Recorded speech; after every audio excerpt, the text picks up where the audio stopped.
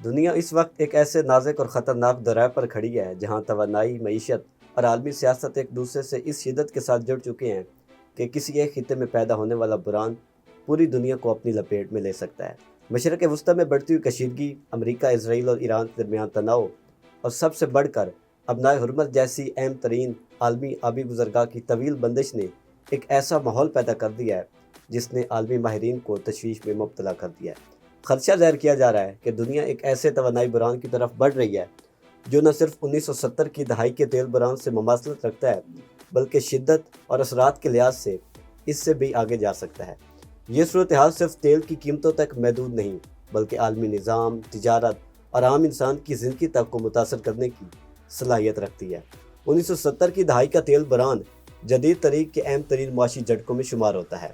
اکتوبر 1973 میں عرب تیل پیدا کرنے والے ممالک نے اسرائیل کی یوم کپور جنگ میں حمایت کرنے پر امریکہ اور اس کے اتحادیوں کے خلاف تیل کی فراہمی پر پابندی عائد کر دی۔ یہ فیصلہ محض ایک معاشی اقدام نہیں، ایک طاقتور سیاسی ہتھیار تھا جس نے دنیا کو یہ احساس دلایا کہ توانائی کی رسد پر کنٹرول کس قدر اہمیت رکھتا ہے۔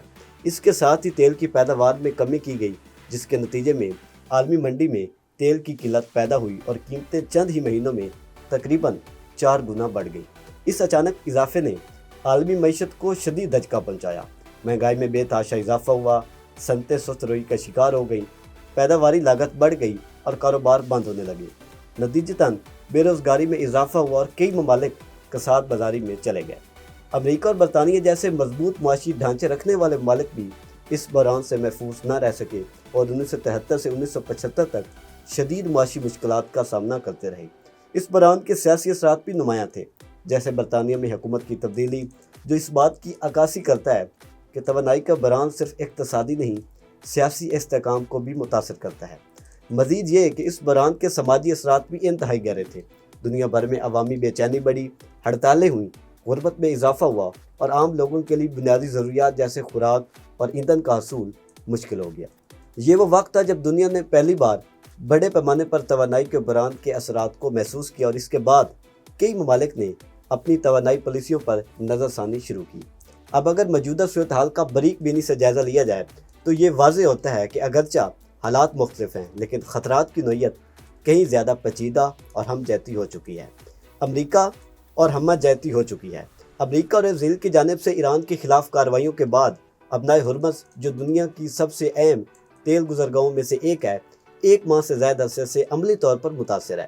یہ وہ راستہ ہے جہاں سے دنیا کے تقریباً 5ویں حصے کے برابر تیل اور بڑی مقدار میں قدرتی گیس عالمی منڈی تک پہنچتی ہے۔ اس گزرگاہ میں رکاوٹ کا مطلب صرف تیل کی سپلائی متاثر ہونا نہیں بلکہ عالمی تجارتی نظام کا ایک اہم پہیہ رک جاتا ہے۔ اس وقت دنیا بھر کی ریفائنریوں تک جو تیل پہنچ رہا ہے وہ دراصل 1 ماہ یا اس سے پہلے بھیجا گیا تھا، لیکن جیسے جیسے یہ ذخائر ختم ہوں گے حقیقی بحران سامنے آ سکتا ہے۔ ماہرین خبردار کر رہے ہیں کہ اگر فوری طور پر صورتحال بہتر نہ ہوئی تو سپلائی میں نمایاں کمی واقع ہو سکتی ہے، جس کے نتیجے میں قیمتوں میں تیزی سے اضافہ ہوگا۔ یہاں تک کہ اگر ابنائے حرمز فوری طور پر کھل بھی جائے تب بھی ترسیلی نظام کو مکمل بحال ہونے میں وقت لگے گا اور اس کے اثرات کئی مہینوں تک برقرار رہ سکتے ہیں۔ بین الاقوامی توانائی ایجنسی کے سربراہ پہلے ہی یہ انتباہ دے چکے ہیں کہ دنیا ایک ممکنہ طور پر تاریخ کے سب سے بڑے توانائی بحران کی طرف بڑھ رہی ہے۔ روس اور یوکرین جنگ کے دوران گیس کی قیمتوں میں جو اضافہ دیکھنے میں آیا تھا، موجودہ صورتحال اس سے بھی زیادہ سنگین قرار دی جا رہی ہے۔ اس بار مسئلہ صرف قیمتوں کا نہیں، سپلائی چین کی مسلسل رکاوٹ، توانائی کے بنیادی ڈھانچے کو لاحق خطرات اور عالمی تجارتی راستوں کی غیر یقینی صورتحال بھی شامل ہے۔ شپنگ اور لاجسٹکس کے ماہرین کا کہنا ہے کہ اگر یہ بحران طویل ہو گیا تو اس کے اثرات صرف توانائی کے شعبے تک محدود نہیں رہیں گے، عالمی تجارت، صنعتی پیداوار اور روزمرہ اشیاء کی دستیابی بھی متاثر ہوگی۔ تیل مہنگا ہونے سے ٹرانسپورٹ کے اخراجات بڑھیں گے، جس کا براہ راست اثر خوراک، ادویات اور دیگر ضروری اشیاء کی قیمتوں پر پڑے گا۔ اس طرح مہنگائی کا ایک نیا طوفان آ سکتا ہے جو خاص طور پر ترقی پذیر ممالک کے لیے شدید مشکلات پیدا کرے گا۔ تاہم کچھ مثبت پہلو بھی موجود ہیں جو آج کی دنیا کو ماضی کے مقابلے میں نسبتاً بہتر پوزیشن میں رکھتے ہیں۔